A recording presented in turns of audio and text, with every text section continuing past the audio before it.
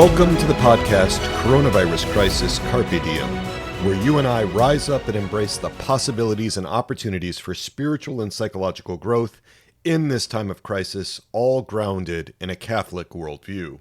We are going beyond mere resilience to rising up to the challenges of this pandemic and becoming even healthier in the natural and the spiritual realms than we were before.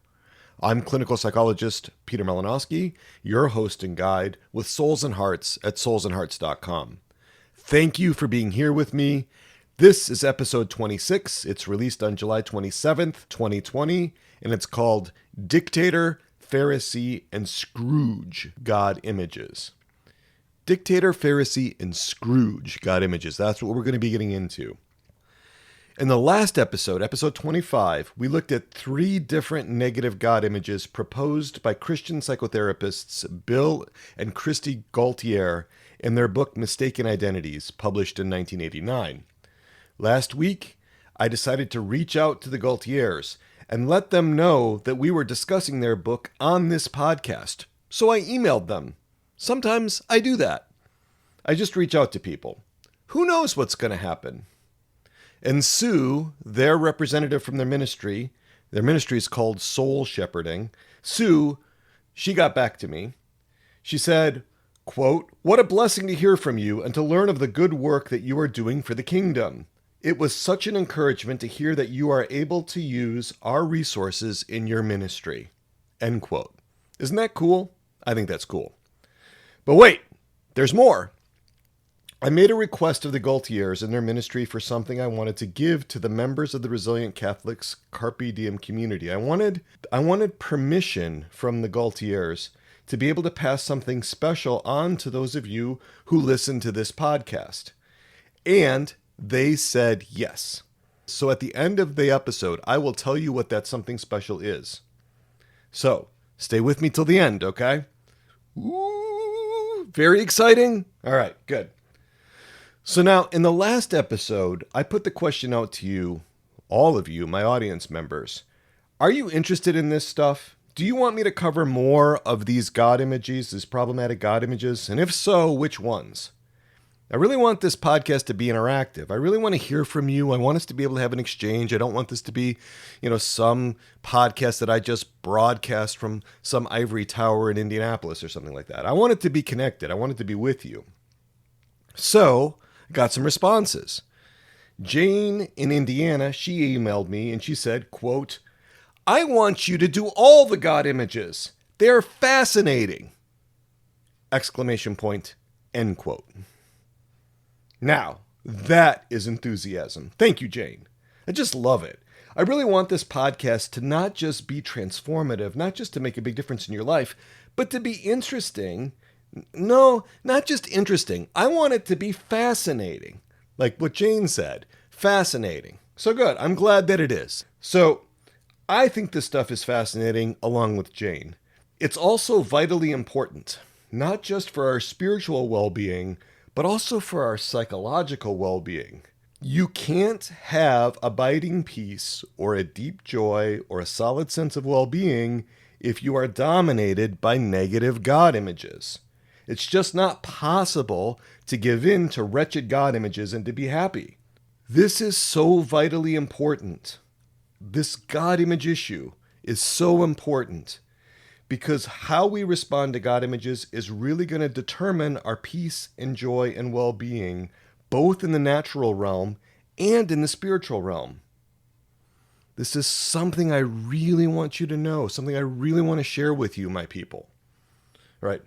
God images, how we respond to them, they're going to impact the question of, will we approach God? Will we give him an opportunity? Will we give him an opportunity to show us that he's not like our images of him are? Will we flee from God? Will we fight God? Will we refuse to follow him? Will we refuse to believe in him? All this stuff is impacted by our God images. Negative God images. We have 2 ways of overcoming negative God images. One is to recognize our negative God images and to respond to them in a positive way consistently. In future episodes, we're going to get into how to respond to negative God images. I promise. We're doing a lot of conceptual work now. We're doing a lot of explanation. We're doing a lot of diagnostics of the problem right now. So that first way to handle negative God images is to recognize them and to respond well to them. The second way to handle negative God images is to resolve them. I mean it. To actually resolve them, to heal them. And we're going to discuss how to do that in future episodes as well. And we are going to get into that, especially in the Resilient Catholics Carpe Diem community that has grown up around this podcast. And we'll talk more about that later. In this episode, we're going to review 3 more problematic God images described by Bill and Christy Gaultier in their book, Mistaken Identities. All right, but before we do that, let's just circle around one more time and review what God images are. That way, if you're new to the podcast, you don't have to go back anywhere else. You can just stay with us, hear these brief explanations about what God images are. What are we talking about with God images? So my God image is my emotional and subjective experience of God. It's who I feel God to be in the moment. This is my experiential sense of how my feelings and how my heart interpret who God is. God images are heavily influenced by psychological factors, and different God images can be activated at different times depending on my emotional states and what psychological mode I'm in at a given time. God images are always formed experientially. They flow from our relational experiences and how we construe and make sense of those experiences when we are very young. My God images can be, and usually are, radically different than my God concept. My God concept is what I profess about God, what I choose to believe about God, and what I endorse about God. It's my intellectual understanding of who God is. Self-images are more driven by emotion. They're much more intuitive. They're much more subjective. They vary a lot more from moment to moment. My self-image is who I feel myself to be at any given moment. It is who my passions are telling me that I am. Self-images go together with God images. They impact each other. And if you want to know more about this, I cover God images and self-images in a lot more detail in episodes 22, 23, and 24 of this podcast. So check those out because there's a lot more conceptual information. There's a lot more background information on God images. And that might be interesting to you if you haven't listened to those episodes. All right, I want to be really responsive to listener feedback. So I had a question from a listener, Martha in Indiana, who wondered if it's usual to say yes to many God images. Martha is essentially asking if we can have more than one God image. Can we have different God images at different times? Now, if you actually read the God image literature in the professional press, it generally seems to assume that there's one primary God image that each of us has. And that makes sense because we are often in our standard mode of operating. However, as time has gone on over the last 30 years, there's a greater awareness that because we have multiple modes of operating, we may also have multiple God images. Sometimes we depart from our standard mode of operating. And clinically, I have no doubt that each of us has several or even many God images. So, my dear Martha, I absolutely believe that we have more than one God image. Now, over the past several years, I have identified in myself 11 different modes of operating. I have 11 distinct and identifiable ways of being. And what am I talking about with that? Well, I'm thinking of modes of operating as like parts of me. Kind of like in the Pixar movie Inside Out, where the main character Riley has different parts of her portrayed in the film, right? Each part of her has a primary emotion. Like the red character in that film was anger, and the blue character in that one, the round blue one, was sadness. That's what I'm talking about when I'm talking about modes of operating or parts. So each part of me has a mode of operating. Each part of me has characteristic feelings and desires and impulses, attitudes, and assumptions about the world. And each of my modes of operating, each of my parts, has its own God image and its own self-image. So I have 11 God images and 11 self-images that correspond to different parts of me. So, Martha, do you see what you opened up with that question? I wasn't going to go into all of this yet. I wasn't going to get into all this self-disclosure about having these 11 modes of operating, but your question sort of brought it up for me. I thought, I'll go into that because it's relevant to what Martha asked. So that's important to know now, that there are these different God images that we have, because I really do want you to pay attention to God images that I'm describing that might not immediately resonate with you. In this moment, you might not resonate with a particular God image, but when you are in one particular dark place, perhaps a kind of dark place that you don't go to very often, but you do go to once in a while, you may find a negative God image there that exists in you, but it's just not activated very often. Right. So I asked you for feedback on which God images you wanted me to cover next, and I tallied up all the responses that came in, that you texted me or that you emailed me. And out of the remaining 11 negative God images that Bill and Christy Gaultier describe in their book, you wanted me to cover these 3 particular ones. These are the Unjust Dictator God, the Vain Pharisee God, and the Critical Scrooge God. So we're going to dive into those 3 particular God images today. Just a quick comment before we do, and that is that these particular God images, like the Unjust Dictator God image, these are just templates. Everybody's got images of God that are a little different. So today we're discussing 3 more boilerplate templates of common God images, but there's nothing that says that you have to have this particular God image or that particular God image, or not have this image or not have that image. These are all going to be different in certain ways for different people. So, for example, the 11 God images that I have, they don't map exactly onto the 14 God images that Bill and Christy Gaultier propose. And so when I work clinically, I'm trying to understand what a person's God images, what those God images are. I'm not really trying to just find a particular God image. I'm not looking for an unjust dictator God image because I know everybody's got one. It doesn't work like that. So I just want to make sure that we're all clear that these are templates, these are examples, but they're not like chiseled in stone. And I believe that there are as many God images, essentially, as there are modes of operating in all the people in the world. So, with that said, we're going to move on to the Unjust Dictator God. In this God image, God is very powerful, but he is unjust. He is unfair. He seems arbitrary in the way that he blesses and punishes. Good people suffer misfortunes. The innocent are burdened with many problems, trials, traumas, and other people who seem to make no effort to love God, they seem to profit. They're not following his will, but they are getting great gifts. Sometimes God even seems to shower good things on people who had acted badly. He seems to actually reward them for poor behavior. He doesn't seem to punish those who hurt me. He doesn't protect me or take care of me when I'm being persecuted. In fact, he sort of leaves me isolated and alone. So the Gaultiers have a Bible verse for this, and I'm actually expanding a little bit more than what they actually put down for the verse. I'm going to give a little more context. So they bring up Psalm 119, and I'm going to read verses 81 to 86. My soul longs for your salvation. I put my hope in your word. My eyes long to see your promise. When will you comfort me? I am like a wineskin shriveled by smoke, but I have not forgotten your statutes. How long can your servant survive? When will your judgment doom my foes?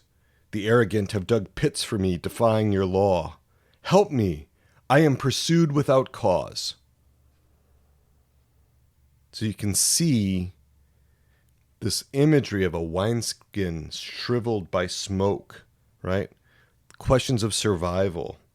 When will your judgment doom my foes, right? All this evil is happening, and it seems like it's not being attended to. So what does the self-image look like for someone who's struggling with an unjust dictator God image? Well, a person who's suffering from that unjust dictator God image is going to feel like, I always get a raw deal from God. No matter how hard I try to love and obey God, it just doesn't seem to matter. It must be that I deserve to be punished by God. Maybe I don't deserve God's care and protection. Maybe I've done something wrong or bad that I don't know about. Something that would justify the mistreatment I have had at the hands of others. God loves others. Why doesn't he love me? What's so bad about me? Those are the kinds of thoughts and questions that go through the mind of someone who's suffering from an unjust dictator God image. So what's the attachment history? What's the relational experiences of someone that might generate such a God image? Well, the unjust dictator God image can emerge when I have experienced others in authority as capricious, arbitrary, or random in the way that I was rewarded or punished. This is often expressed in feeling like I was not the favorite child. No matter what I did, my parents preferred my sister or my brother to me. Some of us are old enough to remember the old Smothers Brothers routines in which comedian Tom Smothers always felt like their mother always loved his brother Dick Smothers best. You know, they did this comedy routine, and part of it was Tom Smothers saying, "Mom always loved you best." Yeah.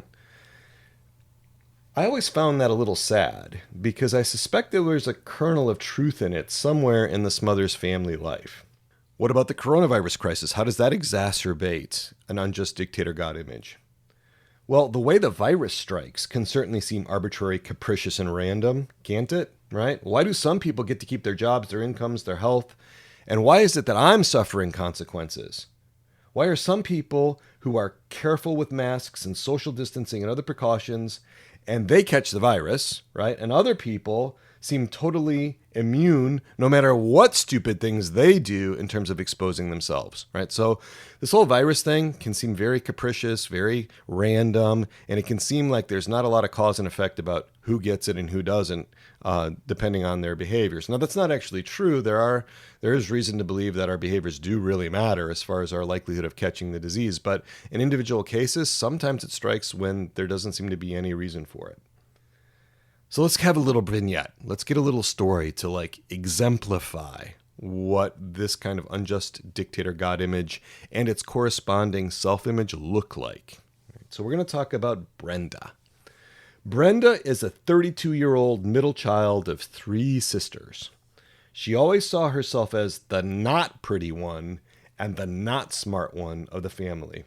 She always had a sense of not fitting into her own family. Her older sister, Victoria had a personality that was just like her mom's, and her younger sister, Claudia, she had a personality that was just like Dad's. And so Mom really seemed to understand Victoria. Dad really seemed to understand Claudia. Nobody seemed to understand Brenda. She felt like she was the odd one out. She felt misunderstood. She tried to be as pretty as her older sister. That didn't work. She tried to be as smart as her younger sister. That certainly didn't work. So she just didn't seem to be understood by either of her parents, no matter what she did. Her achievements always seemed to be second best, garnering little praise from her parents. So she decided that if she couldn't be pretty and she couldn't be she decided that if she couldn't be pretty and she couldn't be smart, at least she could be good. At least she could grow in virtue. So she worked hard on that. But that didn't seem to get her any attention either. She has continued to try to be good. She has continued to try to hope. But oftentimes her theme song has become Bony Fingers by Hoyt Axton. Especially that line, "Work your fingers to the bone. What do you get? Bony fingers." Bony fingers. Right? So that's kind of how she's seeing the world. She sees her older sister, Victoria.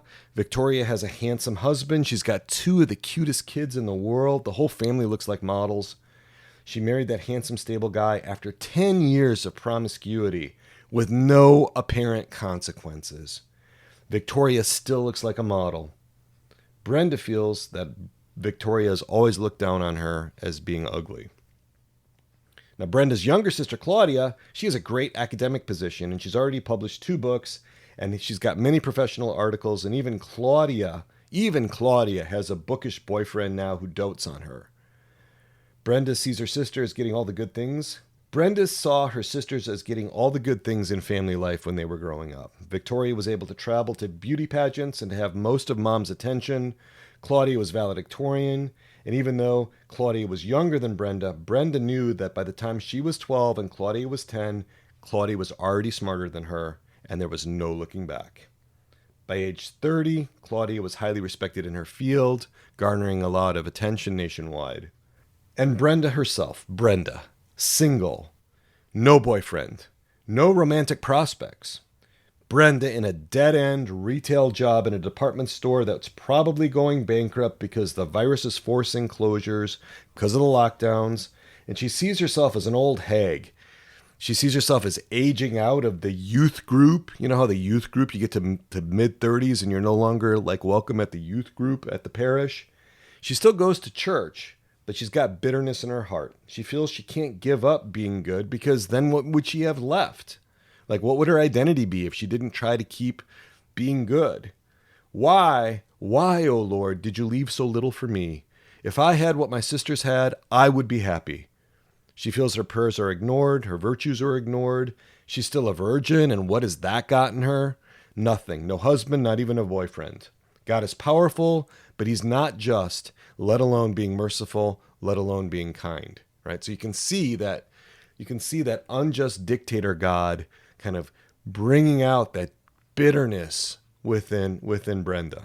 And she's got that self-image in which she's always feeling like she's getting a raw deal from God, no matter how hard she tries, no matter how much she loves, no matter how hard she tries to obey. That is the unjust dictator God image and its corresponding self-image. Let's go on to the Vain Pharisee God. All right, what's going on with the Vain Pharisee God? Well, in the Vain Pharisee God image, God is so absorbed in his own might and power, in his own goodness and beauty, in his own knowledge and strength. He's just focused on himself. He expects me to grovel before him, to give him constant praise. He takes the credit for everything that I do. Only goodness comes from him, and only badness comes from me. That's the God image, the Vain Pharisee God image right there. All right, so let's take a look at the Bible verse that the Gaultiers chose for this. And again, I'm expanding this a little to give you a little more context. It's from Job chapter 10, verses 14 to 17. Here's Job's lament. It's his fifth lament. If I should sin, you would keep a watch on me, and from my guilt you would not absolve me. If I should be wicked, alas for me! Even if righteous, I dare not hold up my head, sated with shame, drenched in affliction. Should I lift it up, you would hunt me like a lion. Repeatedly, you show your wondrous power against me. You renew your attack upon me, and multiply your harassment of me. In waves your troops come against me. Job is feeling it. He is feeling a negative God image in chapter 10. There is no doubt about it. All right, so what's the self-image? What's the self-image that goes along with this vain Pharisee God image? All right. Well, in the self-image, I feel like I'm expected to humiliate myself before God in order that his glory be magnified. I'm not worth any esteem from God. He would not praise me. I don't have any merit. I don't have any credit in the eyes of God. I am just dust and ashes. I am just worthless. He's not that invested in me as a person. I am important to him in how I can give him glory and honor. My function is to praise him. That's what he expects from me. But in relating with God, I always wind up with the short end of the stick. He's always right. I'm always wrong. He must always increase. I must always decrease until I perfectly serve him in his needs. All right, so how does that kind of God image come up? The Vain Pharisee God image. How does that come up from our relational histories or our attachment histories? And how does that impact our self-image, right? Well, this God image of the Vain Pharisee God, it readily forms when the parent uses the child to boost the parent's own fragile self-esteem without consideration of the child's experience. Some parents really look to their children for affirmation, admiration, support, and validation. When the parent has a strong narcissistic streak, it increases the likelihood of a vain Pharisee God image developing in the child. The child is constantly trying to meet the unreasonable demands of the parent in the vain hope that the child can please the parent. The child doesn't frequently feel loved or accepted just as he or she is. All right. So how does that play out? How does that get exacerbated, this vain Pharisee God image, during these times of the coronavirus crisis? Well, let's take a look at that. In this crisis, it's easy to feel powerless and helpless in the face of the virus and its effects. I might have prayed and prayed, and those prayers may seem to be falling on deaf ears. I might be very troubled by the problems I face because of the virus. I may be trying to admire, praise, and honor God, but he just seems to be letting me twist in the wind as my situation deteriorates, with my income reduced, my anxieties unsoothed, my social connections compromised, and now I have to wear a mask everywhere. All right. It's like I'm not even being seen as a person, but just as a potential disease vector. This can activate the vain Pharisee God image. All right, so how does this play out in the story, right? Okay, so now we're going to address Victoria. Remember, Victoria is Brenda's older sister. She's 34 years old. Everyone said when she was growing up that she looked just like Mom, she acted just like Mom, that she was just like a little miniature copy of Mom. Mother was a highly respected lady with an aristocratic air. She was also highly self-absorbed. From a young age, Victoria was entered into child beauty pageants, and she won some of them, and her mother took the credit. Her mother saw Victoria as a narcissistic extension of herself and took it personally if Victoria faltered during the pageants. Mom berated Victoria for minor flaws and imperfections because somehow that reflected negatively on Mom. She took it personally.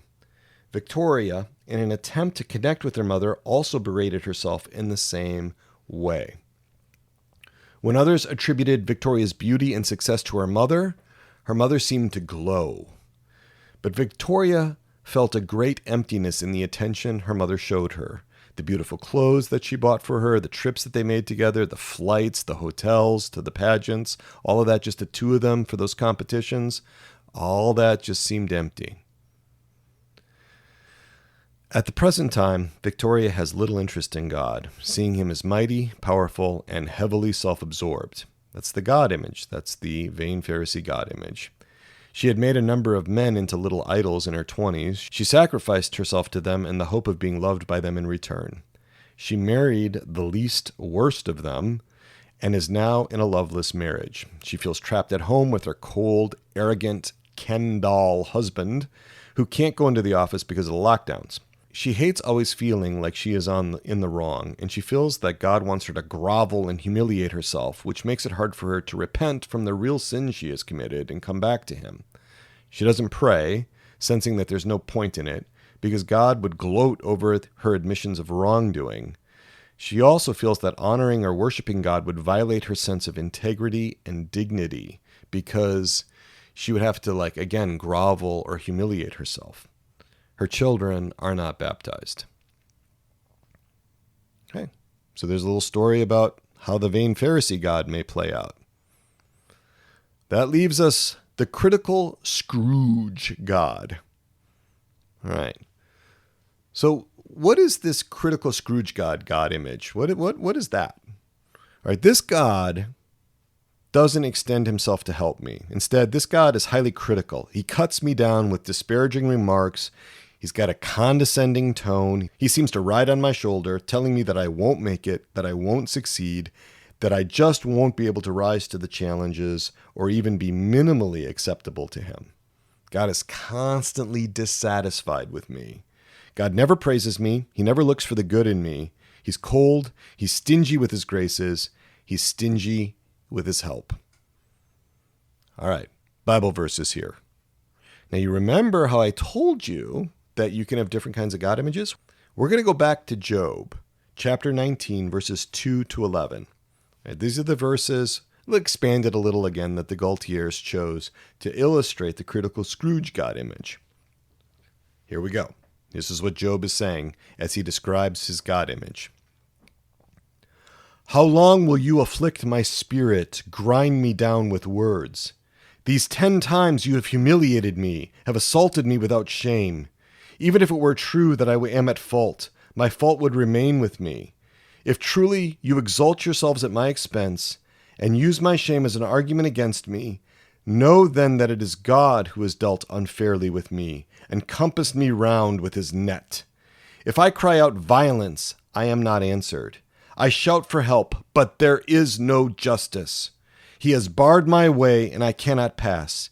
He has veiled my path in darkness. He has stripped me of my glory, taken the diadem from my brow. He breaks me down on every side, and I am gone. He has uprooted my hope like a tree.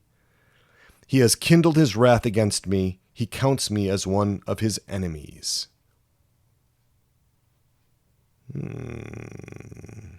Difficult. This is very difficult. Right. So what does the self-image that corresponds to the Critical Scrooge God image look like? Well, in that self-image, I'm never good enough for God. I never satisfy him. I feel like I'm no good. I struggle with shame, feeling really inadequate. I feel like God sits on my shoulders and sometimes whispers his criticisms in my ear. Sometimes he yells those criticisms. God gives me the minimal amount of help so that if I did things just right, I might succeed. But I'm never able to succeed. My efforts are always never enough. It feels like God just tolerates me and that he's invested in me doing better, but I'm just an unprofitable servant, and he never lets me forget that. Right, so how does this attachment history come about? Well,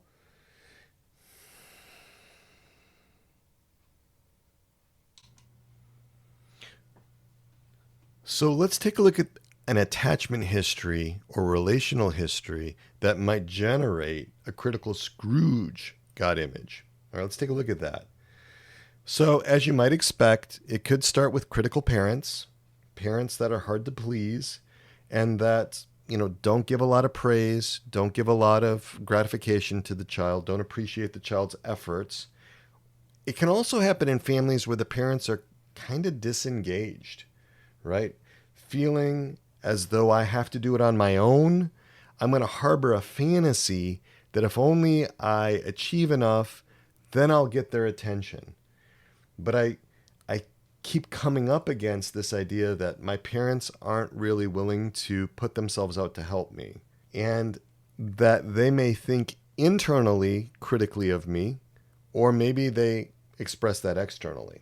At any rate, if I, as a child, have a sense that I'm not measuring up and that I can't meet their expectations, then a Critical Scrooge God image is likely to develop. All right, so how can that be exacerbated in the coronavirus crisis? Well, the coronavirus, this whole thing is forcing us to make difficult decisions with limited and often changing or incomplete information. Much is in flux, and it can feel very easy to make incorrect decisions even when we try hard. The stakes are also high, with consequences that are potentially lethal. People can also be more irritable with each other. They can be more critical of each other because of the stresses involved with this. So when supervisors or other authorities are critical of me, it may activate a Critical Scrooge God image, exacerbating feelings of being not good enough, of not being able to satisfy others, including God. All right, so let's look at this in a vignette. And now we have Claudia. She's the youngest of the three sisters. She's 30, and she's extremely self-critical. Academics, that was the one area in which she felt she might excel, or at least where she could get close to excelling. So in grade school, she berated herself for anything less than a perfect score on her tests. She harbors a deep assumption that she has to prove God wrong, that she can succeed in spite of his distance, in spite of him not helping her. Her unconscious anger about this has undermined her relationships with teachers in the past who have experienced her as perfectionistic, but also as critical of them and even condescending. So some of her teachers, they appreciated how hard she worked and how intelligent she was, but they felt like she was kind of critical of them or condescending to them. She was displacing some of her anger at God onto them. Because of her impressive academic successes and her publishing record, she is one of the youngest assistant professors at her liberal arts college, but she derives little satisfaction from that. And the college is now in a precarious financial situation because of the virus and the fact that many students are considering a gap year or not coming back to campus or working or other things. Because she never feels good enough for God, Claudia never feels good enough for herself. And she also feels that others are not good enough for her either. Right? This all has this sort of all this is sort of woven together. Nothing is good enough. Nothing is good enough for me, and I'm not good enough for anyone else either. When she conveys that others are not good enough for her, this imposes a huge burden for her codependent boyfriend, Fred, who is trying to do everything he can to please her. Claudia is minimally gratifying in return, just enough to keep Fred engaged. Fred's the one that has the greatest tolerance for the chip that Claudia carries around on her shoulder, and she keeps him around, but she is unlikely to marry him because of the subtle contempt that she feels for him. All right, so that's kind of where Claudia is. She's tired of God, and she doesn't pray much either. So those are the three God images we have today. We have the Unjust Dictator God image, we have the Vain Pharisee God image, and we have the Critical Scrooge God images. All right, so one of our Resilient Catholic Carpe Diem community members, Jonathan seized the day and he grabbed the initiative to begin a chart that lays out all of the different God images and their corresponding self-images and the Bible verses from the Gaultiers and the attachment histories and the impact that the coronavirus could be having with those particular God images. And he took all of this and he laid it out in a chart and he emailed it to me, just for the first three that were from the last podcast episode. And I think that's great. I think that is absolutely great. And Jonathan and I agreed to work on this chart together, to continue to develop the chart, adding the different God images as we roll them out over the course of the next few episodes. And he and I are just collaborating together on that. So he's taking the information from the podcasts and from the show notes. He's filling in each of the sections of the chart, and I'm checking them over and making minor alterations to them. So the chart is available for our RCCD members. If you're in the RCCD community, you can see that in the Resilient Catholics Carpe Diem exclusive content section at Souls and Hearts. And 6 of those 14 problematic God images are all filled in. Those are the ones that we covered in the last episode and those that we covered in today's episode. I really appreciate Jonathan's work on this. It's a gift to me. It's a gift to the other RCCD members. And it's a great example of how we can work together in the RCCD community. So also, we had 2 open meetings, one on July 22nd and one on July 27th.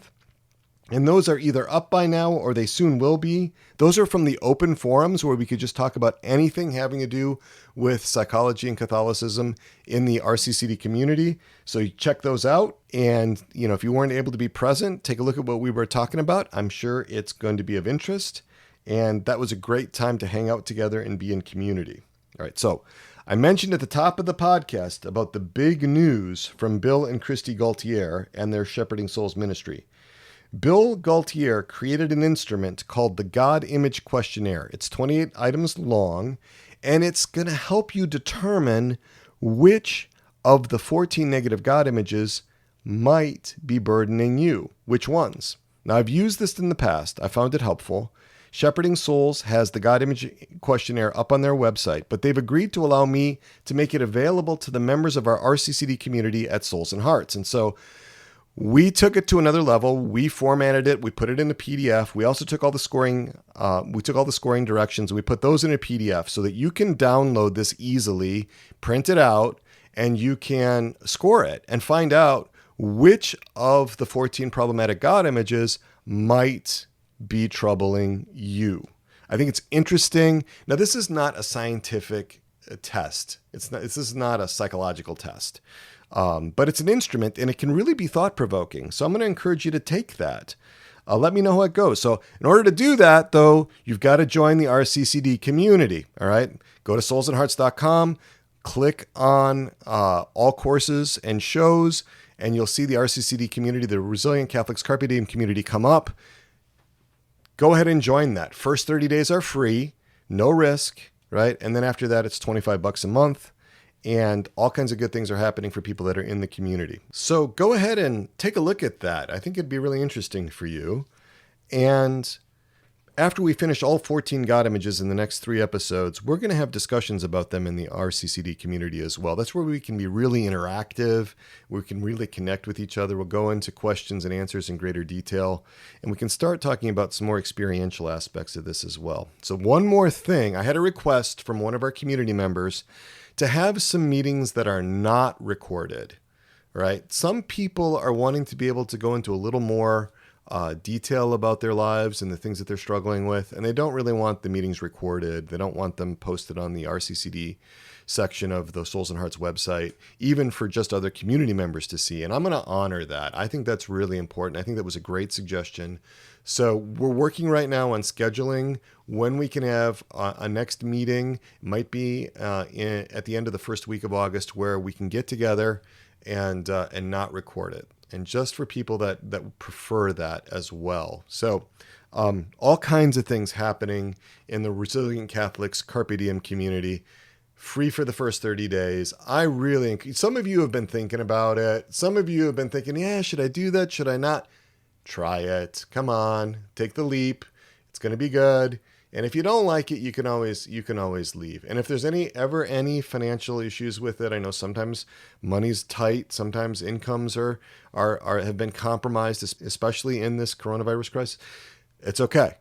We'll work with you on it. Just let me know. Okay. Email me, crisis@soulsandhearts.com. Call me, 317-567-9594. There are ways to get a hold of me. You can get a hold of me through the Souls and Hearts website if you want to, right? In the comment section, if you want to contact us, you can get a hold of me that way too. But definitely consider joining the community if you haven't already. And so with that, we're going to wrap it up. We're going to invoke our patroness and our patron, Our Lady, our Mother, Untire of Knots. Pray for us. St. John the Baptist, pray for us.